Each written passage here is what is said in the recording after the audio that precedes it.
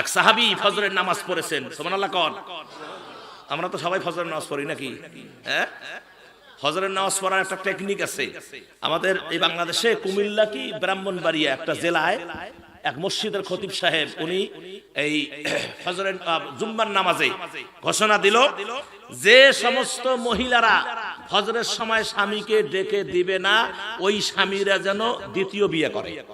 কি বিয়ে করে? দ্বিতীয় বিয়ে করে। একে মাইকে ঘোষণা, খতিব সাহেব ঘোষণা দিছে আমার ভাই দ্বিতীয় বিয়ে করে, আর বিয়ে করতে যা খরচ লাগবে সব খরচ মসজিদ কমিটি বহন করবে। এই ঘোষণা যখন দিয়ে দিয়েছে, বাস্তব, এটা আবার কোরআন হাদিসে নয়, এটা বাস্তব ওয়াজ। যদি কোন যে হুজুর এটা কোরআনের কয় নাম্বার পৃষ্ঠায় আছে ওটা বলতে পারবো না আমি, এটা জানা ওয়াজ, এটা দুনিয়ায় ঘটে গেছে কয়েকদিন আগে, সেটাই বলতেছি আমার ভাইয়েরা। পরের দিন ফজরের সময় বারান্দা তো জায়গা নেই, জায়গা নাই মানে কোনো জায়গা নেই, মানে মারামারির মধ্যে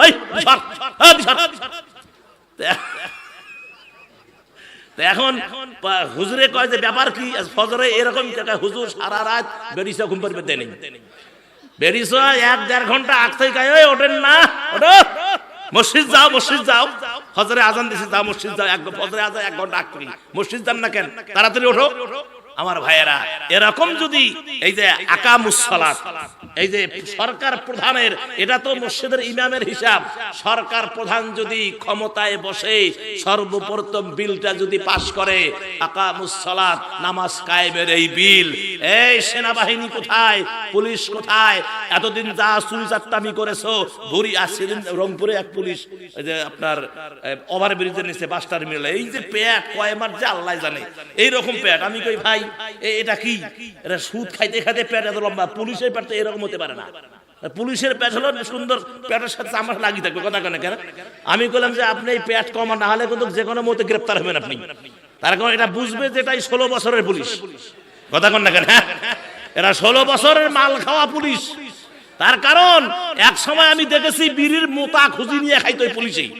এখন সিগারেট খাওয়ার মশান দেখলে বাড়ি হলো আপনার গ্র্যান্ড হোটেলে বাড়ি, তারপরে আপনার কি বলে মুন্সিপাড়ায় বাড়ি, ওখানে জমি, ওখানে জমি, এরে বলে গাড়ি, ওরে বলে মোটরসাইকেল, বউ বলে ফির 2টা করি। আমার ভাইয়েরা টাকা কি বাপে কামাই করছে? হ্যাঁ, কথা কন না কেন? হ্যাঁ, এগুলো যত খাইবা তত হিসাব দিতে হবে।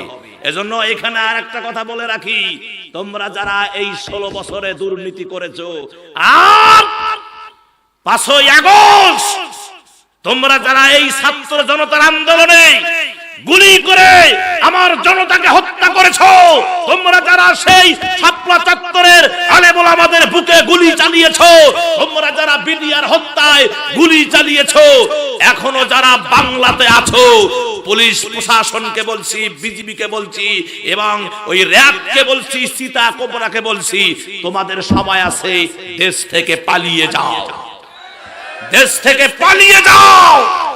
এই ছাত্র জনতা তোমাদের যে সন্ধান পায়, জুতা মেরে তোমাদেরকে এই দেশ থেকে বিদায় করে দিবে। কথা বলেন ঠিক কিনা? আমার ভাইয়েরা, কোন হত্যাকারী এই দেশে থাকতে পারবে না। কথা বলেন, সে যাই হোক না কেন। আমার সম্মানিত ভাইয়েরা, খুব মনোযোগ দেন। তাহলে আসেন, কুরআনুল কারীম আল্লাহ নাজিল করেছেন কি জন্য? কুরআনুল কারীম নাজিল করেছেন, হিসাবটা হলো এই পৃথিবীর জমিনে, এটা হচ্ছে সংবিধান। রাসূলের পিছনে, হযরতে আবু বকরের পিছনে নামাজ পড়লেন এক সাহাবী, রাসূল ইন্তেকালের পরে ফজরের নামাজ, এটা বলতেছিলাম তাই না?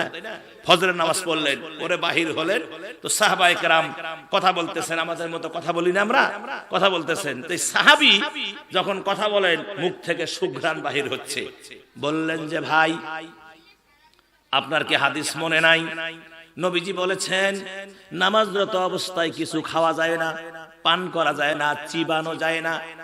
আপনি তো নামাজে দাঁড়ায় খাওয়া শুরু করছেন, যদি এটাই না হয় মুখে এত সুঘ্রাণ কেন? এ ভাই, হাদিস কি ভুলে গেলেন? এবার সাহাবী বললেন, ভাই আল্লাহে, আল্লাহর কসম করে বলি, আমি কোনো কিছু পান করি নাই, খাই নাই, চিবাই নাই। কয় না, অসম্ভব, তাহলে এত সুঘ্রাণ কেন? এবার বললেন, ভাইজান বলতে চাইছিলাম না, কিন্তু যখন আপনারা ধরেছেন বলাই লাগবে, সেটি হলো ওরে ভাই, আমি যখন ইসলাম কবুল করি, প্রিয় নবী মুহাম্মদুর রাসূলুল্লাহ সাল্লাল্লাহু আলাইহি ওয়াসাল্লাম আমাকে বলেছেন, সাহাবীরে যতদিন বাঁচবি তেলাওয়াত ছাড়বি না, আর তাহাজ্জুদের নামাজ ছাড়বি না। যতদিন বাঁচবি তেলাওয়াত করবি কোরআন, আর তাহাজ্জুদের নামাজ ছাড়বি না। এই দুইটা আমল মরণ পর্যন্ত করে যাবি। আমি সেই হুজুর যখন চলে গেলেন, আমি ওই আমল করতেছি, কন্টিনিউ চলছে। আজকে রাতে আমি আমল করতে করতে, তেলাওয়াত করতে করতে আমার তন্দ্রা এসে গেছে, আমি ঘুমায়া পড়েছি। হঠাৎ করে দেখি স্বপ্নের ভিতরে প্রিয় নবী মুহাম্মদুর রাসূলুল্লাহ সাল্লাল্লাহু আলাইহি ওয়াসাল্লাম আমার কাছে হাঁটি হাঁটি পা পা করে এসে আমার মাথায় হাত দিয়ে বলতেছে, সাহাবী তুমি তেলাওয়াত না করে ঘুমিয়ে গেলি, তুমি যখন তেলাওয়াত শুরু করো আমার আল্লাহ তোমার দিকে তাকিয়ে থাকে। তোমার কণ্ঠে তেলাওয়াত শোনার জন্য আল্লাহ উদ্গ্রীব, উনি তাকিয়ে থাকে তোমার তেলাওয়াত শোনার জন্য। আমি নবীও তোমার প্রতি খুশি, বিধায় আর ঘুমাও না, উঠে যাও, তেলাওয়াত শুরু করে দাও।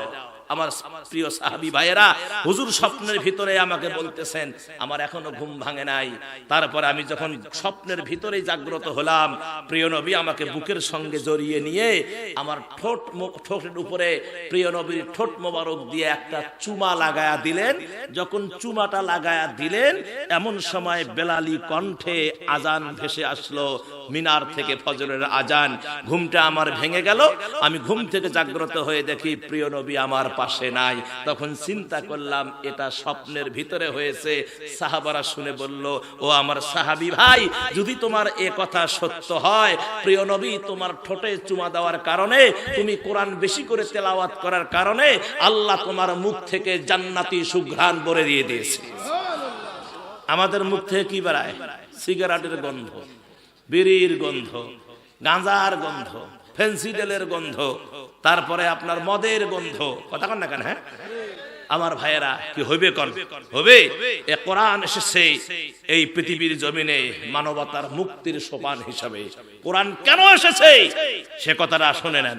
আল্লাহ রাব্বুল আলামিন বলেন সূরা ইব্রাহিম আয়াত নাম্বার হলো 1। আল্লাহ রাব্বুল আলামিন এই সূরা ইব্রাহিমের 1 নাম্বার আয়াতের মধ্যে আল্লাহ পাক বলে দিলেন, আলিফ লাম রা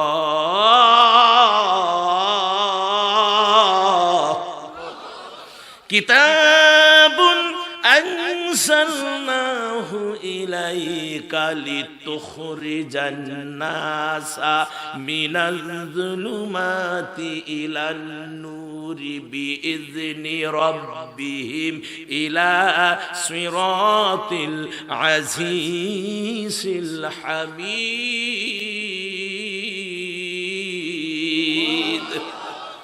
আজিজুল হামিদ মানে প্রশংসার যোগ্য।